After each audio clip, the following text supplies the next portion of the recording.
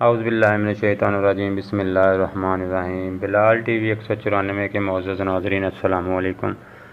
امید رکھتا ہوں کہ آپ سب خیر و عافیت سے ہوں گے۔ دعا ہے کہ اللہ تعالیٰ آپ کو اپنے حفظ و ایمان میں رکھے اور آپ کو ہر طرح کی دکھ تکلیف اور پریشانی سے دور رکھے، آمین۔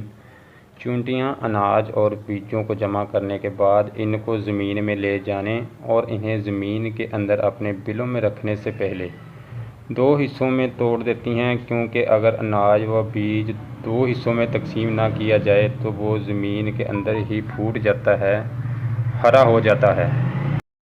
چونٹیاں دھنیا کے بیج کو 4 حصوں میں تقسیم کرتی ہیں، کیونکہ ایک دھنیا کا بیج ہی ہے جو 2 حصوں میں بٹنے کے بعد بھی پھوٹ سکتا ہے، اس لیے چونٹیاں ان کو 4 حصوں میں کاٹ کر تقسیم کرتی ہیں، پھر اپنے بلوں کے اندر محفوظ کر کے رکھتی ہیں۔